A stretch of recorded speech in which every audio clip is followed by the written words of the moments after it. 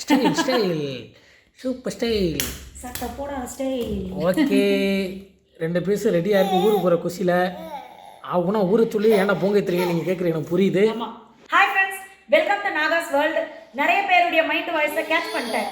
என்னதான் நீ ஷால் போட்டு உட்காந்துருந்தாலும் நீ போட்டிருக்கிறது நைட்டி தான். ஆக மொத்தம் நீ இன்னும் ஊருக்கே கிளம்பல. கிளம்புறீங்களா இல்லையா, இல்லை பஸ்ஸை பிடிச்சி நானே உங்களுக்கு டிக்கெட் போட்டு ஊருக்கு அனுப்பிவிடுவா அப்படின்னு சொல்லி கேட்குறீங்க. என்ன 2-3 சிஸ்டர் அப்படியே கேட்டீங்க, எப்பாக்கா ஊருக்கு கிளம்புவீங்க? டெய்லி பேக் பண்ணுறேன் அப்படி என்னத்தை தான் பேக் பண்ணுறீங்க?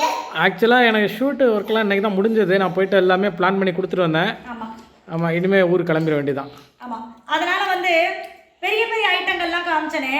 ஸோ ஊருக்கு போகும்போது பார்த்தீங்கன்னா நம்மளுக்குன்னு, அதாவது நியூ மாம் அப்படின்னாவே இல்லை, குழந்தைங்கள குட்டி குட்டி குழந்தைங்க வச்சிருக்கிறவங்களுடைய பேக்கே பார்த்தீங்கன்னா ஒரு லக்கேஜ் பேக் மாதிரி தான் இருக்கும். தனியாக அதை வேறு நம்ம தோளில் இந்த சைடு பேகு, இந்த சைடு குழந்தை, ரெண்டும் இந்த பக்கம் தொங்கிட்டு வரும்.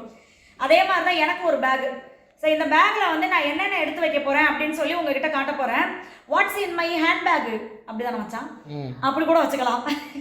ஸோ ஊருக்கு கிளம்போது இந்த பேக்கில் நான் என்னென்ன சேஃப்டிக்காக எடுத்துகிட்டு போகிறேன் அப்படின்னு உங்ககிட்ட காட்ட போகிறேன். இந்த பேக்கை பற்றி சொல்லிடுறேன்.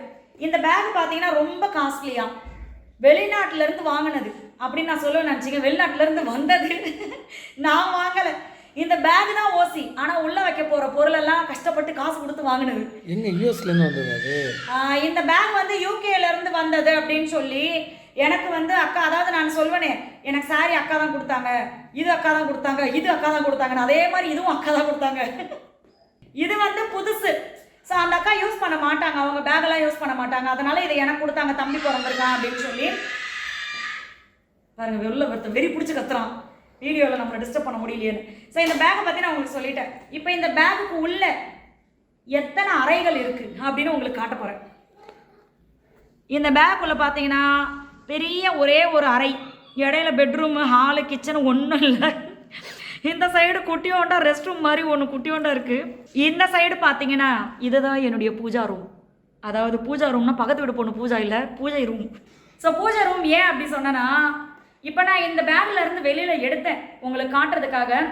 ஸோ இங்கே பாருங்கள், அண்ணாமலையார் அப்பா, உண்ணாமலையார் அம்மா. ஸோ இவங்களுடைய ஃபோட்டோ தான் நான் உள்ளே வைப்பேன். இதில் பார்த்தீங்கன்னா கொஞ்சம் திருநீரும் இருக்கும், உள்ளே வச்சிடலாம் ஃபஸ்ட்டு. அடுத்தது பார்த்தீங்கன்னா இந்த குட்டி டப்பா, அதாவது எப்போவுமே பெரிய பெரிய டப்பாவில் வச்சுருப்பேன். ஆனால் இந்த வாட்டி இந்த குட்டி டப்பா நான் அழகாக இருக்குன்னு சொல்லி வாங்கினேன். 1 4 ரூபா தான். ஸோ இதில் பார்த்தீங்கன்னா மஞ்சள், குங்குமம் ரெண்டுத்தையும் சேர்த்து போட்டு வச்சுருக்கேன். நான் இவ்வளோ தான் வச்சுக்குவேன், ஏன்னா நம்ம உச்சி போட்டு வைப்போம், நெத்தில வைப்போம்ல, அதுக்காக. ஸோ அதையும் அதே இடத்துல சாமி ரூம்லேயே வச்சிடலாம். ஏன்னா நெத்தில 2 போட்டு வச்சிருக்கேன், மேலே ஒரு போட்டு வச்சிருக்கேன். பாப்பா வச்சு விட்ருக்கு, பாப்பா வச்சு விட்ருக்கு. சரி, அடுத்து பார்த்தீங்கன்னா நம்ம 2 குட்டீஸை கூட கூட்டிகிட்டு போயிட்டு வரோமா, அதனால் வந்து அந்த குட்டீஸ்க்கு தேவையான மருந்து. ஸோ எல்லாருமே சட்டுன்னு பிள்ளைங்களுக்கு கொடுக்கறது வந்து பேராசிட்டமல். ஸோ அது வந்து எடுத்து வச்சுக்குவேன். அடுத்தது பார்த்தீங்கன்னா இந்த மூக்கு அடப்பு இருந்துச்சுன்னா பிள்ளைங்க தூங்க கஷ்டப்படுவாங்க, ஃபர்ஸ்ட் எய்ட் மாதிரி இதுதான். ஸோ வந்து இந்த ட்ராப்ஸும் இதுதான் நம்மளுக்கு மெயின். இது வந்து இப்போ ரீசெண்டாக தம்பிக்கு வந்து கொடுத்தாங்க. அவனுக்கு வந்து லைட்டாக ஃபீவர் இருந்து அதுக்கப்புறமா சரியாச்சு. ஸோ அதனால் இதையுமே நான் உள்ளே எடுத்து வச்சுக்கிறேன். எல்லாமே பார்த்தீங்கன்னா கசகசன்னு நான் உள்ளே போட்டுக்குவேன், ஆனால் எடுக்கும் போது கிளியராக எடுத்துருவேன். ஸோ இப்போ இந்த மருந்துகளையே நான் உள்ளே வச்சுக்கிறேன். இது உள்ளே பார்த்தீங்கன்னா ஒரே ஒரு இடம் இருக்கிறதுனால எல்லாமே கசகசன்னு தான் கிடக்கும். ஆனால் நான் எடுக்கும் போது பார்த்தீங்கன்னா கண்டிப்பாக கரெக்டாக கிளியராக எடுத்துருவேன், எது நம்மளுக்கு தேவையோ அதை மட்டும். அதனால் நான் அந்த தைரியத்தில் உள்ளே போட்டுக்கிறேன். அடுத்து பார்த்தீங்கன்னா பூஜை ரூம் சொன்னல பேக்கில், அந்த இடத்துல வந்து இன்னும் சில ஐட்டங்கள்லாம் வைப்பேன். இதெல்லாமாம்மா நீ பூஜை ரூமில் வைப்ப அப்படின்னு கேட்டக்கூடாது. என்னென்னா ஒரே ஒரு கிளிப்பு மட்டும் வைப்பேன். அடுத்து பார்த்தீங்கன்னா பொட்டு பாக்கெட் ஒன்று வச்சுக்குவேன். அடுத்து வந்து முக்கியமான ஐட்டம், எங்கே போனாலும் நம்மளுக்கு இது முக்கியமான ஐட்டமாக இருக்கும். நார்மலாக பஸ்லேயே போகும்போது பார்த்தீங்கன்னா என்ன பண்ணுவேன் தெரியுமா, காலையில் எழுந்திரிச்சு அவசரமாக ஒரு குட்டி கண்ணாடி வச்சுருப்பேன். எடுத்து அவசரம் மச்சா லிப்ஸ்டிக் போயிடுச்சா, மச்சா காஜல் போயிடுச்சா அப்படின்னு சொல்லி பண்ணிகிட்டு இருப்பேன். ஸோ வந்து இந்த ப்ரௌன் கலரில் ஒரு ஐப்ரோ பென்சில், அடுத்து பார்த்தீங்கன்னா இந்த ஃபேஸஸ் காஜல், அடுத்து ஃபேஸஸ் லிப்ஸ்டிக், இது மட்டும் தான் இப்போ என்கிட்ட கரெக்டாக லாங் லாஸ்டிங்காக இருக்கும். ஸோ அதனால் இதை வச்சுக்கிறேன் அந்த இடத்துல. அடுத்து ஒரு பேனா, கண்டிப்பாக இந்த பேனா எப்போவுமே நான் பேக்கில் போட்டு வச்சுருப்பேன். நிறைய இடத்துல போய் பேனா கடன் வாங்கி நான் அசிங்கப்பட்டிருக்கேன், அதனால் உள்ளே போட்டுக்குவேன். இது பார்த்தீங்கன்னா ஒரு நோட்டு, சின்ன டைரி மாதிரி, இதுவுமே எப்போவுமே உள்ளே கிடக்கும். ஆனால் இது வரைக்கும் உருப்படியாக ஒன்றும் எழுதலை. இனிமேலாவது அதில் நான் எழுதுவேன் அப்படின்னு எதிர்பார்க்குறேன், ஏன்னா இந்த வாட்டி நம்மளுக்கு கண்டிப்பாக தேவைப்படும். இப்போ அது கூடவே பார்த்தீங்கன்னா இந்த டூத் பீக், இது வரைக்கும் இதில் 2-3 தான் நான் எடுத்திருக்கேன். இருந்தாலும் இதை வச்சுக்கிறது நான். ஏன்னா எனக்கு டூத் பிக்லாம் நான் யூஸ் பண்ண மாட்டேன். இந்த கேமராமேன் பார்த்தீங்கன்னா சாப்பிட்ட உடனே அவருக்கு வந்து பல்லு இடையில கேப் அதிகமாக இருக்கும். ஸோ அந்த கேப்பில் வந்து குச்சி நூல் எதையாவது உள்ளே விட்டு கிளியர் பண்ணிட்டு தான் வருவார். ஸோ அந்த கேப்பில் பார்த்தீங்கன்னா இந்த டூத் பிக்கு இல்லை நூல் இந்த மாதிரி வச்சு க்ளீன் பண்ணிட்டு தான் வருவாங்க. சாப்பாடு போய் இடுக்கல மாட்டிக்குதுன்னு. அதனால் இப்போ அடுத்து பார்த்தீங்கன்னா இதில் வந்து ஒரு முக்கியமான ஐட்டம் இருக்குது. ஸோ இத்தனை நாள் வந்து இதை குட்டி பாட்டிலில் போட்டு வச்சுருந்தேன். பட் இன்னைக்கு வந்து நம்ம பாட்டிலில் போடலை, அது வேற ஒரு ஐட்டத்துக்கு எடுத்துட்டேன். அதனால் இதில் போட்டு வச்சுருக்கேன். இங்கே சொல்லலாம், இதை காட்டு. இதில் என்ன இருக்குன்னு பாருங்க. ஒரு 5 கிராம்பு கிடக்கும், 2 ஏலக்காய் இருக்கும், மிளகு இருக்கும். இடையில வாய்ஸ் பிச்சுக்கிச்சு அப்படின்னா இந்த 2 மிளகு எடுத்து நம்ம போட்டு கரகரன்னு மென்று முழுங்கி கொஞ்சம் தண்ணியை குடிச்சோன்னா வாய்ஸ் வந்து டப்புன்னு போகும். அதாவது அந்த அடப்பெல்லாம் எடுத்துக்கிட்டு திருப்பி வந்து அப்படியே அந்த குயில் குரல் வெளியில் வந்துடும். அதுக்குன்னு தான் நினைப்பீங்க. அப்படி இல்லை. என்னன்னா எப்பவுமே எனக்கு அந்த தொண்டை கரகரப்பு வந்து ஒரு மாதிரி இருக்கும். அந்த தொண்டை பெயின்லாம் நான் சொல்லியிருப்பேன். ரீசெண்டாக ஹாஸ்பிட்டலுக்குலாம் போயிட்டு வந்தேன். அதனால் வந்து மிளகு எடுத்து வச்சுக்குவேன். இது கூட வந்து கொஞ்ச நாள் பொட்டுக்கல்லையை சேர்த்து சாப்பிட்டுக்கிட்டு இருந்தேன். இப்போ வந்து தைரியம் வந்துருச்சு தனியாக சாப்பிட்றதுக்கு. அதனால் அப்படியே விட்டுட்டேன். அடுத்து இது பார்த்தீங்கன்னா ஷேஷேல வந்து சானிடைசர் நம்மளுக்கு இருக்குது வீட்டில். அதனால் இது 3 நான் எடுத்து வச்சுக்கிறேன். இது பார்த்தீங்கன்னா இப்போ நம்மளுக்கு கொஞ்சம் அதிகமாக தேவைப்படும். நம்ம வந்து அங்கங்கே இறங்கி சமையல்லாம் பண்ணணும்னு சொன்னோம்ல. ஸோ அதனால் நான் இந்த பெரிய பாட்டிலே உள்ளே வச்சுக்கிறேன் 1. அச்சோ எல்லாத்தையும் கலச்சு விட்றானே. அடுத்து ஒரு 10 ஹேர் பின் வச்சுருப்பேன். இது பார்த்தீங்கன்னா எனக்கும் யூஸ்ஃபுல்லாக இருக்கும், பாப்பாவுக்கும் யூஸ்ஃபுல்லாக இருக்கும். இன்னொன்று இதை உள்ளே வச்சுக்கிறது நல்லது. திடீர்னு வந்து நம்மளுக்கு ஒரு பூ வச்சுக்கணும்னு ஆசையாக வரும். நான் அந்த மாதிரிலாம் பண்ணுவேன். திடீர்னு பூ வாங்குவேன், ஆனால் ஹேர் பின் இல்லாமல் இருக்கும். ஸோ அதனால் எப்போவுமே வந்து இந்த மாதிரி பேக் எடுத்தால் நான் ஹேர் பின் வச்சுக்குவேன். ஸோ அதையும் நம்ம உள்ளே போட்டுக்கலாம். அடுத்து பார்த்தீங்கன்னா அத்தர். ஸோ இது வந்து மகி தான் யூஸ் பண்ணுவாங்க. நம்மளுக்கெல்லாம் பார்த்தீங்கன்னா இயற்கையாகவே பெண்களுக்கு வந்து நல்ல நறுமணம் இருக்கும். மகிக்காக எடுத்து வச்சுருக்கேன்.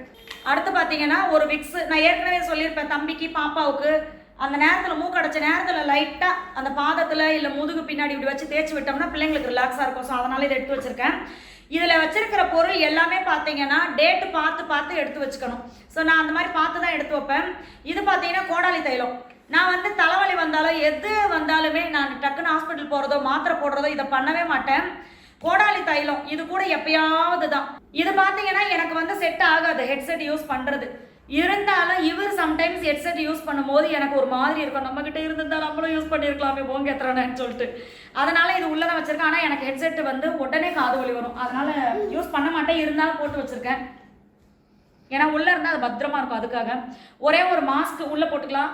அடுத்து பார்த்தீங்கன்னா தம்பிக்கு எப்போவுமே இந்த டைப்பர் வந்து நான் உள்ளே வச்சுட்டே இருப்பேன்.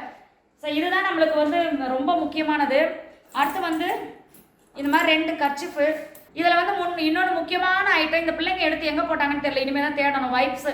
ஸோ தம்பிக்கு வந்து வைப்ஸ் கண்டிப்பாக வேணும் ட்ராவல் பண்ணும்போது. அது எங்கே போட்டாங்கன்னு தெரியல. தேடி எடுத்து வச்சிருவேன் பேக்கில். இது பார்த்தீங்கன்னா பட்ஸு. இது வந்து கெட்ட பழக்கம் தான். அப்பப்போ பட்ஸு காதில் விட்டு குறைஞ்சிக்கிட்டே இருக்கிறது. லைட்டாக ஒரு மாதிரி காது வந்து நம்மளுக்கு இச்சிங்க இருந்தால் டாக்டர் சொன்னாங்க இந்த குழி மாதிரி இருக்கு இல்லையா, இந்த இடத்துல இப்படி வச்சு பண்ணிங்கனாவே அது உங்களுக்கு சரியாக போயிடும்னு.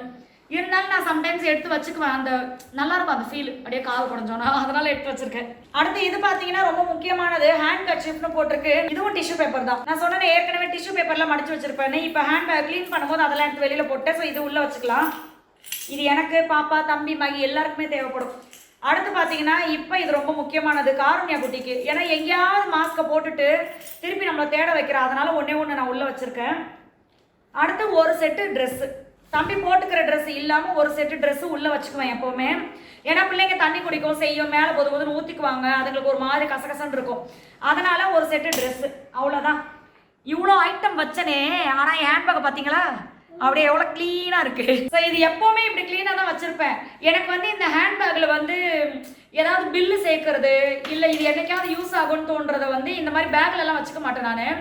எனக்கு எப்போவுமே வந்து அந்த பேக் வந்து க்ளீன் பண்ணிட்டே இருப்பேன். கசகசன்னு இருந்தால் ஒரு மாதிரி இருக்கும். குப்பையெல்லாம் வச்சுக்க மாட்டேன். ஸோ வந்து அதெல்லாம் அப்பப்போ எடுத்து போட்டுருவேன். இவ்வளோ தான் என்னுடைய ஹேண்ட்பேக். வெயிட்டும் இல்லை ரொம்ப. ஸோ இதுதான் நம்ம வந்து ஊருக்கு கிளம்பும் போது கண்டிப்பாக எடுத்துக்கணும் கையோட. இதுக்கப்புறம் பார்த்தீங்கன்னா நீங்கள் சில சிஸ்டர் நினைக்கலாம் லேடிஸ்க்கு தேவையான சில விஷயங்கள்லாம் நீங்கள் எடுத்துக்கலையா அப்படின்னு சொல்லிட்டு. இதுதான் நம்மளுக்கு இப்போ மெயின். ஸோ சில விஷயங்கள்லாம் பார்த்தீங்கன்னா நான் வேறு ஒரு பேக்கில் போட்டு அதை தனியாக வச்சுக்குவேன். நம்மளுக்கு தேவைப்பட்டுச்சு அப்படின்னா எடுத்துக்கலாம் அப்படின்னு சொல்லி. இன்னும் எனக்கு தேவையான சில விஷயங்கள் நம்மளுக்கு அவசரத்துக்கு ஏதாவது ஒரு பொருள் டக்குன்னு தேவைப்பட்டுச்சு அப்படின்னா அதை வந்து ஹேண்ட்பேக்கில் நான் வைக்கலை. அது எப்போவுமே அந்த மாதிரி விஷயங்கள் வைக்க மாட்டேன் ஹேண்ட்பேக்கில். அதை வந்து தனியாக ஒரு கவரு இல்லை ஒரு பேகோ அழகாக நான் அதை பேக் பண்ணி நம்மளுக்கு வந்து கைக்கு எட்டுற தூரத்தில் நம்ம பேக்கில் வச்சுக்கிட்டோம் அப்படின்னா அந்த ஜிப்பை மட்டும் கரெக்டாக ஞாபகம் வச்சுக்கிட்டோம் அப்படின்னா நம்மளுக்கு தேவையான நம்ம எடுத்து யூஸ் பண்ணிக்கலாம். ஸோ அவ்வளோதான். இப்போ வாட்ஸ் இன் மை ஹேண்ட்பேக் அப்படின்றது உங்களுக்கு தெரிஞ்சிருக்கோம் அப்படின்னு நினைக்கிறேன். இது வந்து இப்போ நான் இதில் எடுத்து வச்ச ஐட்டங்கள் ஓகே, அக்கா இதை நீங்கள் மறந்துட்டீங்களே, இதை அடுத்த வாட்டி எடுத்துக்கோங்க கண்டிப்பாக அப்படின்ற விஷயங்கள் எதனா இருந்ததுன்னா கண்டிப்பாக சொல்லுங்கள். ஏன்னா எனக்கு இது யூஸ்ஃபுல்லாக இருக்கும். அதனால் ஸோ இந்த விலாகை வந்து இதோட முடிச்சுக்கலாம். இந்த வீடியோ உங்களுக்கு பிடிச்சிருந்தா நம்மளோட சேனலை சப்ஸ்கிரைப் பண்ணிட்டு அப்படியே பக்கத்தில் இருக்க பெல் சிம்பிளை கிளிக் பண்ணிடுங்க. லைக் பண்ணுங்க, ஷேர் பண்ணுங்க, கமெண்ட் பண்ணுங்க, சர்ப்ரைஸ் பண்ணுங்க. சர்ப்ரைஸ் பண்ணிடுங்க. பாய்.